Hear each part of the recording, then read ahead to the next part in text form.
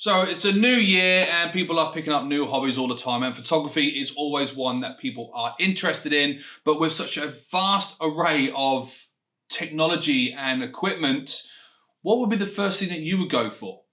I've put together a small list of budget, low price cameras that any beginner would be happy to own. So yeah, stick around and let's go through the list. You'll like this one.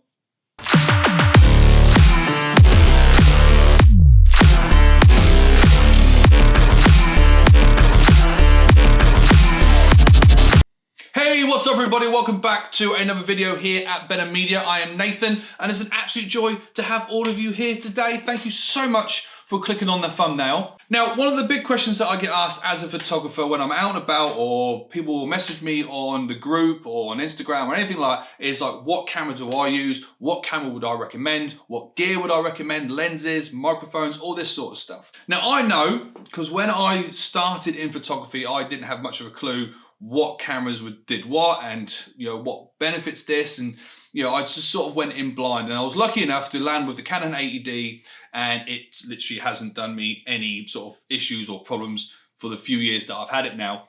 But I do know it is such a daunting task with so many brands, with so many different techs, with all these sort of like different sort of like gadgets and specs and all that sort of stuff.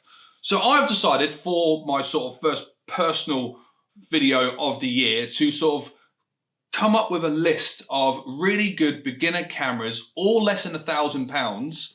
So yeah, if you are a beginner photographer in 2022, this is the list of cameras that I thought would be more beneficial for you to start out. Now, because there are so many different options out there, I had to sort of really narrow down my sort of specs myself. So I've stuck with the three main brands, which is Canon, Sony and Nikon.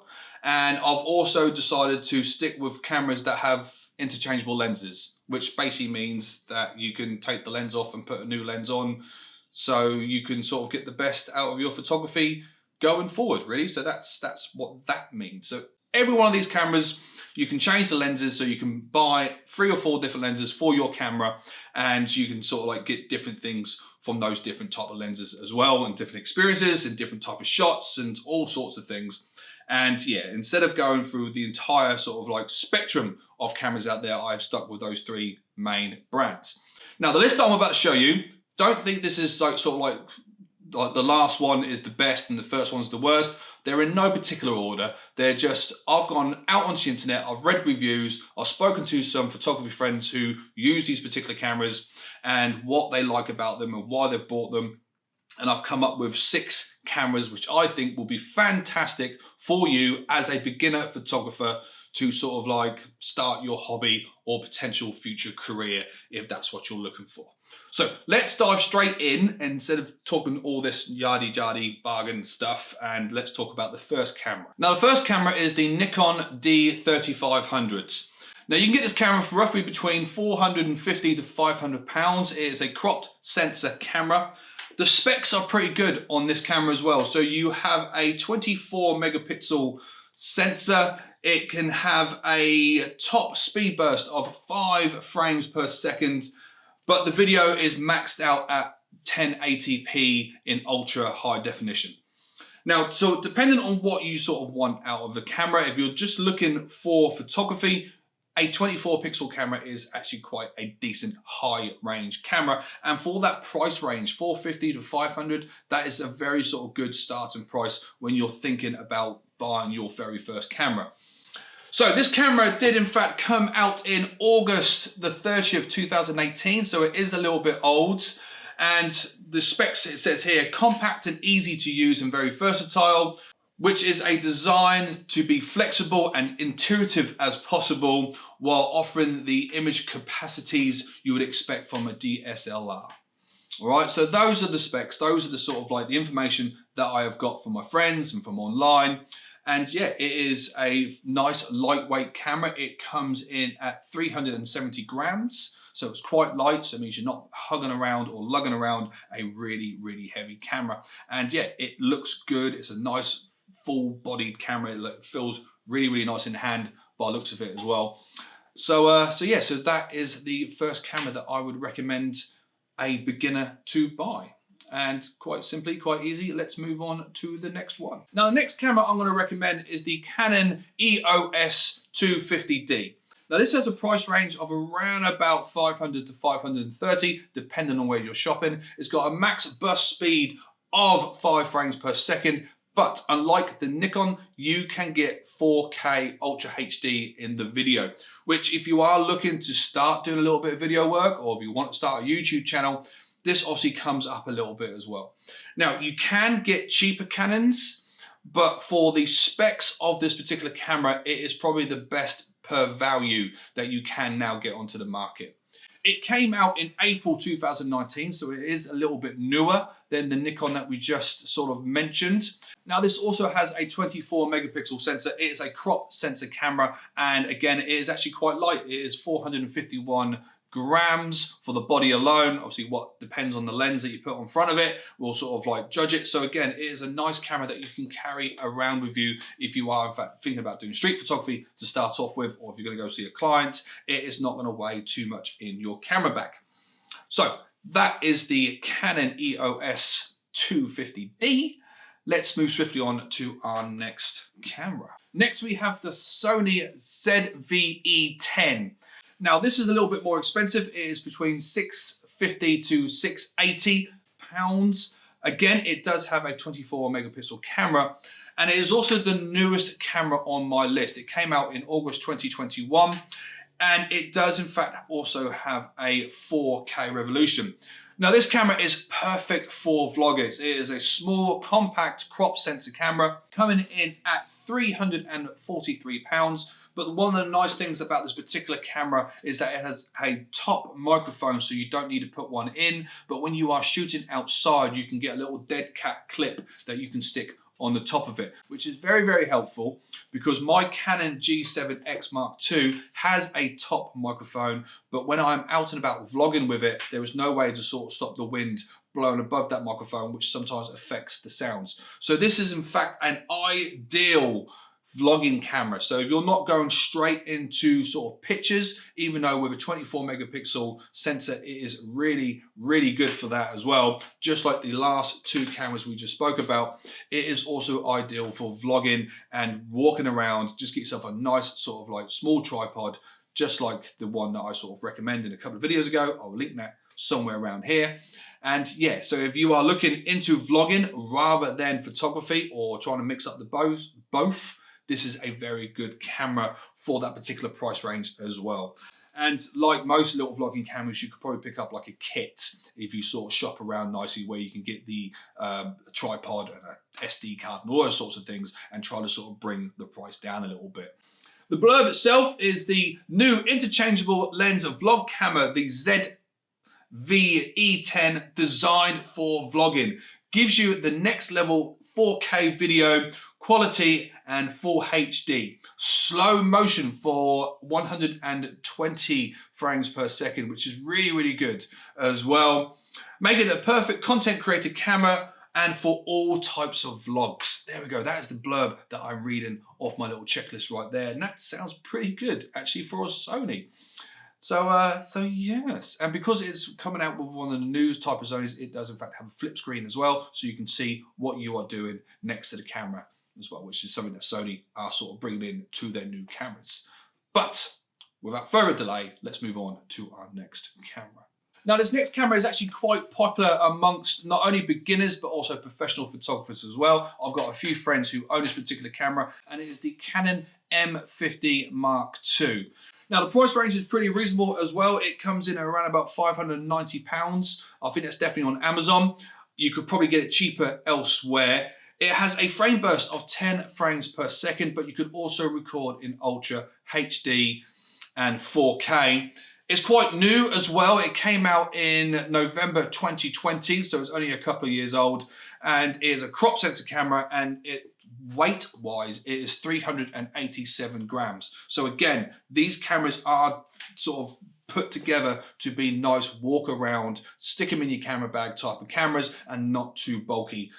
So it is a very, very good put together camera. So the blurb says that the M50 Mark II puts your passion in the spotlight. Whatever type of content you are going to create, be it video or camera, it offers a high quality image quality at 24 megapixels. And of course, you can shoot in 4K resolution. So it means if you are going into video or photography, it is an ideal bulky type of camera rather than a little vlogging camera, and you can sort of mix and match between the two. And like I said, a lot of my friends have this particular camera and I've seen it. It's a beautiful looking camera and I'm hoping one day to sort of like grab hold of one myself. So yeah, this is probably on my wish list, this particular camera as well. So maybe this one does get like an extra star because it's a camera that I quite like.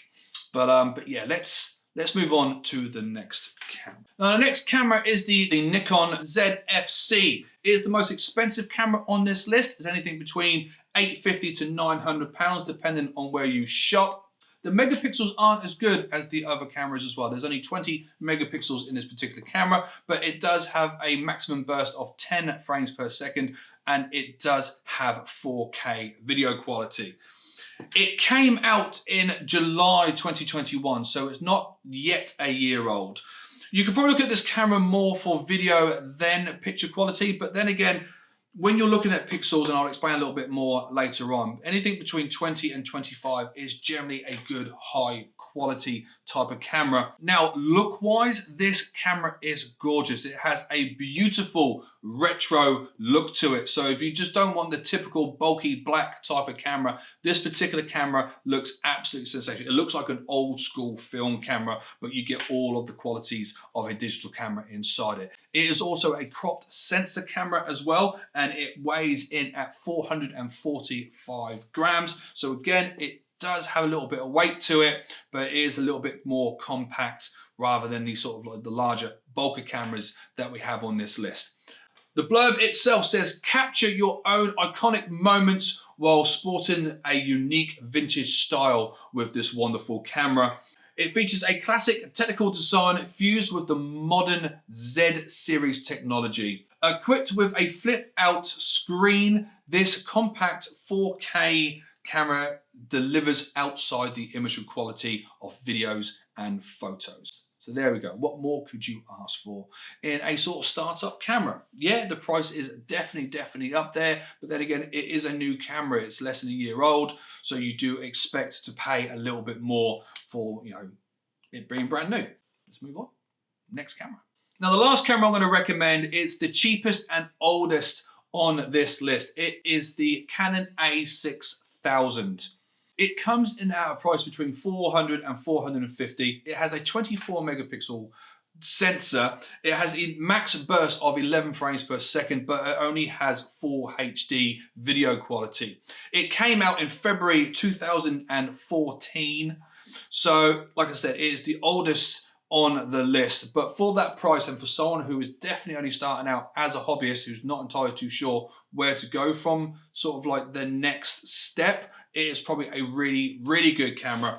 And I know a lot of Sony users who sort of obviously swear by Sony and love Sony, and you know, if you are looking to go down that route of that particular brand, this is probably a very good camera to start you off on. It comes in at a weight of 285 grams, so I think that's the sort of lightest of the cameras that are recommended on this list. So, you know, it is a nice sort of like just shove in your pocket or shove in your normal day-to-day bag and go around shooting anything that you like.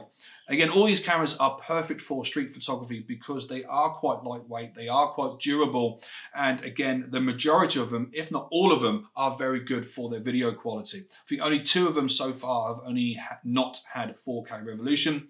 So if you are looking again to go into video, you know, this list is probably something that you can sort of like refer to if you are looking for your very first camera. Now, before we go, I do want to sort of hit a couple of points that, you know, I do get, particularly about price. I do understand it. If you are only looking to do this as a hobby, you do not want to spend too much money just in case it doesn't kick off, just in case it doesn't sort of like fuel your passion. So if you can find a camera that is anything between 500 to 900 pounds as a beginner, that is very good. If you think about the new Canon R5 is roughly around about £5,500 to £6,000, and that is the top level pro photographer type camera. So if you can get a beginner camera for between that 500 to 900 price range, you are looking very good for your money. So I do get it. Shop around, have a look at these different brands, ask questions amongst photographers that you either follow on Instagram, follow on YouTube, or you might know a couple. Something else you want to look at is lenses. Like I said in the beginning of the video, all these cameras are interchangeable lenses, and this is where the price creeps up. The majority of the prices that I have spoken about are generally body only. So you are paying £900 for a camera, but then you've got to start paying a couple of £100 for the lenses. Now, if you are clever and you shop around, you could probably buy a bundle. A lot of these cameras come with what we call a kit lens, which is a nice basic starter lens, which is very, very good to sort of to begin you with, to practice with, and you can sort of get the price to sort of like come together so you get the camera and the lens, and then you can start looking at investing in more and more lenses. But you need to remember that, because a camera could cost you, say like £400, but the lens itself can cost you £200. So have a little bit of a shop around, go onto sort of like the websites like Jessop's, like Amazon, to see if you can get a camera and kit lens combo, and especially with that vlogging camera that I was telling you about. I think Argos generally do sort of like a vlogger set where you can get the camera, a lens, an SD card, and a tripod, all for one combined little price. So have a nice shop around. And finally, if you are thinking about using it for video, have a look at some of the cameras that have better quality video, like the 4K videos. 4K wasn't as big when I bought my camera, so I wasn't necessarily looking into buying a 4K camera because they were really, really expensive. The Canon 80D isn't the best for video quality, but it does exactly what I need for it to do. I concentrate mainly on photography now at the moment, so my YouTube, even though it is a big part of what I want to do, I am still very, very happy with what the Canon 80D can do. And then also with my vlogging camera, which is the G7X Mark II. And I would recommend either one of those cameras as well. It's just that I didn't want to add them in this list because, quite frankly, I want you to have a little bit more of an idea of what's out there rather than recommend what I've actually got as well. So that is it. I think that's all I need to talk to you about. I'm just checking my notes to make sure it's all done and dusted, and it looks like that's it. That's page 4. That's me done. Guys, I hope this has in fact helped you out. I hope it gives you more of an idea of what cameras you can get out on the market and the rough idea of what prices you are looking at. Just to sort of reiterate, most of these prices are body only. Remember, you do have to buy sort of the microphone, the tripod, the lenses, and it does sort of pile up a little bit. But if you shop well, you can sort of find a nice little bundle out and about somewhere out there. But guys, I hope you enjoyed this video. If you did, please hit the thumbs up button just down there. It really helps out the channel. And if you haven't yet, please consider subscribing to the channel and maybe hitting the bell button as well. That way you can stay up to date with everything that I do here at Benham Media.